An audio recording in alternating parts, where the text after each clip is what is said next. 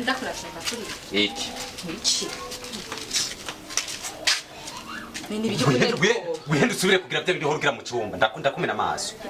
cyane horugira mu cyumba kandi akako byawe byanambyana amazi unyimirike ni wawe none urafise ijambo nka impuzu nambara ntabe yayuze ivyo wonja ntabe yavyo mugabo undi mugabo sawa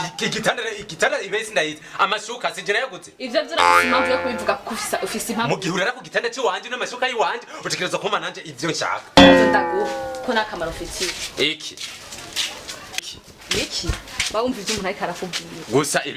ibisusu ndabona menga ebagabo byabaye ibindi binini none mutegerezwa kubona ko wanzi wumva muri umugabo shakiki tugere turayimenyera mu cyumba tugende na kare mbona umengo koko batwine amakoko rekitako tubereke kuri umunyamunsi rekitako iki oya nta iki ngo tugende bene mbona umengo no ngaha ntasanze ivyo kuri yako nikumengo sinzi wewe ibintu byo ofisi bazikiye Yakobo sanidire nakane narisho Yakobo karamenya guteka ivyo yacetse nibi n'ibintu turabisigaze iki kamaye numbiriza kwanza kubiryosha ujya mpejeje ntumnyura amazi wese nakubwira umugabo w'indadende gusa atakindi kintu maze atari ndi umugabo tega bazira gutamika nkamika nkande navyansi nawe bi shafsi bibazo wewe Twakutanzania amazi nkaraka cyakuzana amazi aho mama ibyawe ni ngorane Mesa sigateka aragusumbya guteka aragusumbya guteka n'umuhungu wawe hama ngo nararongoye wararongoye nyene ufise umugore mwiza nkanje nyerewe barashaka kugira ubwoba sakira nimba usakira uhore bareta gasisakira ahubwo sakira wewe ko ni umuri umugabo atacumaze ngaha muri uru hano biterura nkene teni iyo mvuye urazi iyo mvuye jenje ndi achayigi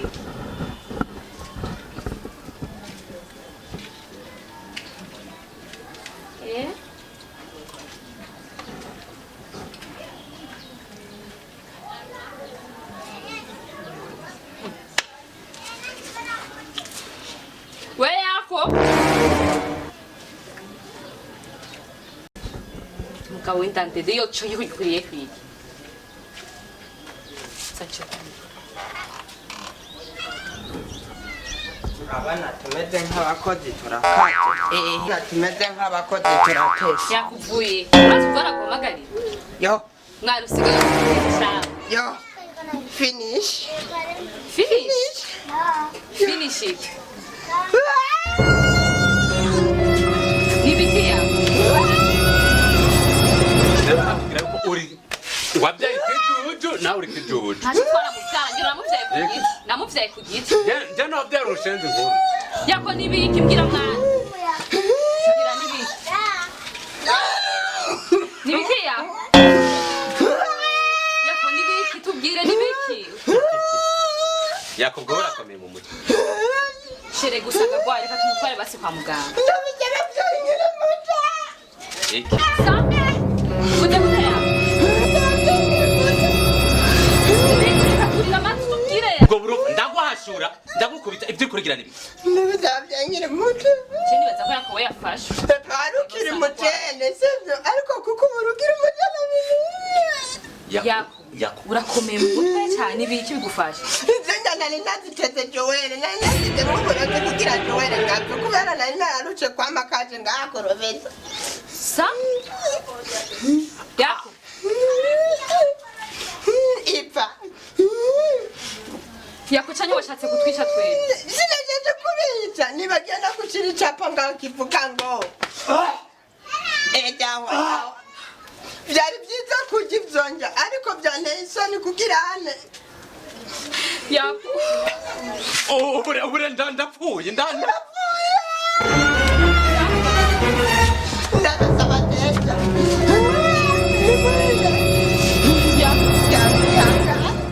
Yakubu rero urisha abavyeyi bawe. ndakubwira wabyaye ikirofa ntubyumva raba nanakure kuranyitwa ko ndi kirofa ukaba ugiye gupfa jako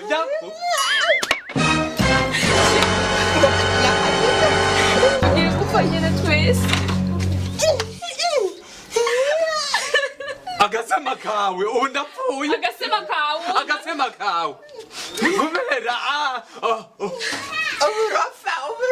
gushika mupfokera miya myumba y'inda yanyu Reba sindabigenze gute basi. Sheri jengo mamfe basi nihanye. nimwaturana nimwihane Sheri jengo mansaba imbabazi. iyo mwari gupfuma basi muza mugatekereza mukicara sinari kubaserepa izindi zawe zihari birahagije Sheri mbabarira. iki Mana. Sheri mbabarira ngmasaba imbabazi mana. Ndagenda gusaba imbabazi nawe. unsaba imbabazi kubera ngomba gupfa nkiri muzima ntabyo wakora nakimwe kugira mutagira bibi yarusi mu kuzimu Sheri. Yama telefone. Ndiraje nangure sheri Jesi mapela gura gufana yihaye. nayo ni misekondi 3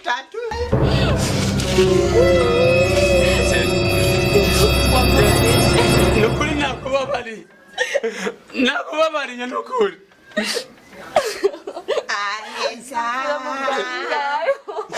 mana mbabarira nukuri bya bindi byose nakora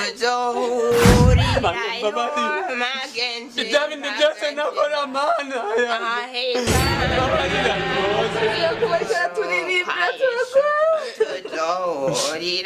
mana we senga ndagusengera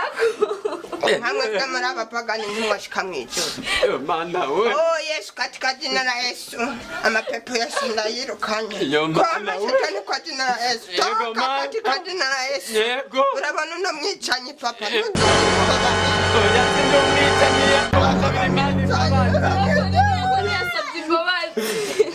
isabira imana imbabazi yakobo iko nderekwa hinga nerekwa yo mana we Imana irabababariye hajya nariko ndababesha kugira mwature urumva ibyo bintu muvuze ko bifise akamaro ino munsi erega naryohewe kubona mufatanye ku nk'ikizino naryohewe utiwe kuragirana baba wakoze nariko ndababesha kugira mwature nkawe urumva urumurozi uratubesha nariko ndababesha none wewe wamenye yuko ari umurozi yako aho nyine wakora tubesha ndahinduye imana nyikubabariye yako kubera kuri umwana mubi bigeze hiye ndarize byasariye abavyeyi bawe nkuko ndarize byasariye